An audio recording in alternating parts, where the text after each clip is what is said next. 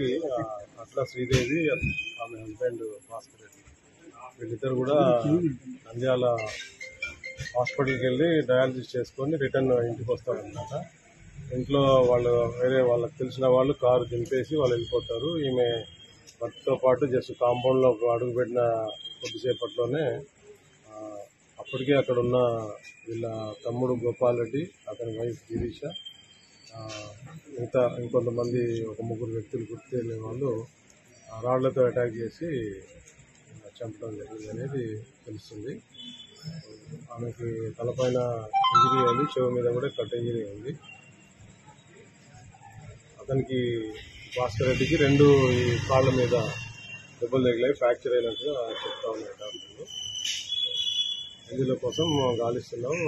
బయట వాళ్ళు ఎవరు ఏంటి అనేది టీమ్స్ ఫామ్ చేస్తాం, వాళ్ళ కోసం ప్రయత్నాలు జరుగుతాయి. ఇది కేవలం విషయం ఏంటంటే వీళ్ళకి గత 16 సంవత్సరాల నుంచి ప్రాపర్టీస్ కోసం అన్నదమ్ముల మధ్యన గొడవలు జరుగుతూ ఉన్నాయి. వీళ్ళు 5 అన్నదమ్ములు మొత్తం భాస్కర్ రెడ్డి వాళ్ళు, ఇతను పెద్ద, ఇతనికి చిన్న అతను గోపాల్ రెడ్డికి, వీళ్ళిద్దరి మధ్యన ఈ ఆస్తి పంపకాల గురించి కుదరలేదు. ఈ గోపాల్ రెడ్డి వచ్చేసి 20 ఎకరాలు ఇమ్మంటున్నాడు, అది నేను సంపాదించుకున్న ఆస్తి, మా తండ్రి గారు ఇచ్చిన 9 ఎకరాలే, అది పంచుకోలేదు, అతను ఈ గోపాల్ రెడ్డి ఎంజాయ్ చేస్తున్నాడు అనేది వీళ్ళిద్దరి మధ్యన ఘర్షణలు జరుగుతూ ఉన్నాయి. వాళ్ళ మధ్యన ఈ 20 ఎకరాల గురించి అడుగుతున్నాడని చెప్పి ఇప్పుడు ఏదైతే బాధితుడు ఉన్నాడో శ్రీదేవి భర్త చెప్తున్నాడు అనమాట. మా తమ్ముడు ప్రత్యక్షంగా తమ్ముడు భార్య కూడా ఉన్నారు నేరస్థలంలో, ఆస్తి గురించి మమ్మల్ని బతకనియట్లేదు, ఇంతకు ముందు కూడా అటాక్ చేశాడు 6 ఏళ్ల కింద 2016లో అట్లా. అది ఒకరి మీద 5 కేసులు, ఇంకొకరి మీద 6 కేసులే ఉన్నాయి. ఇది విషయం అన్నమాట. ఎటువంటి సెక్షన్ కేసు సార్? గతంలో ఇంతకుముందు భూమా అక్లపై ఇంటి దగ్గర దాడి జరిగింది, ఆల్రెడీ పికెటింగ్ ఉన్నది.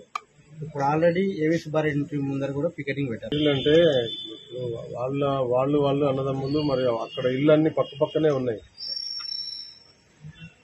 వాళ్ళ ఇళ్ళన్నీ కూడా పక్కనే ఉన్నాయి. అక్కడ వాళ్ళంతా మూమెంట్ అంతా అక్కడే ఉంటున్నారు. మాకు రిపోర్ట్ ఇచ్చినప్పుడు పిలవటం, కౌన్సిలింగ్ చేయటం, వార్నింగ్ ఎప్పుడు లాస్ట్ ఇయర్ జరిగినప్పుడు అన్ని భద్రతాపరమైన చర్యలు తీసుకోవడం జరిగింది. వ్యక్తిగతమైన వాళ్ళ మధ్యన ఉన్న కక్ష మూలంగా ఇది జరిగింది. అదర్వైజ్ మేము అన్ని కట్టుదిట్టమైన చర్యలు తీసుకున్నాం, టౌన్లో ఎలాంటి సంఘటన జరగకుండా ఉండాలనే ఉద్దేశంతో అన్ని ఏర్పాట్లు చేశాం పకడ్బందీగా. ఇది వ్యక్తిగతంగా ఉన్న ఇష్యూ కాబట్టి అంతవరకు, ఎందుకంటే ఏవి సుబ్బారెడ్డి వేరే వాళ్ళకి ఉన్న దాని మూలంగా అక్కడ ఇష్యూ జరుగుతుందనే ఉద్దేశంతో మేము ఇంటి పక్కనే జరగడం, కొంచెం పోలీసులు కూడా చూసుంటే బాగుండేది కాదు. అక్కడ వీళ్ళకి సంబంధించిన గొడవ అనేది లేదు కదా, యాంటిసిపేట్ చేయలేదు. అది ఈ మర్డర్ కేసులో ఏమి నిజాలు తెలుస్తాయి, ఎవరున్నా కానీ దాన్ని వాళ్ళని ఉపేక్షించారు, తప్పకుండా కఠినమైన చర్యలు తీసుకుంటాం.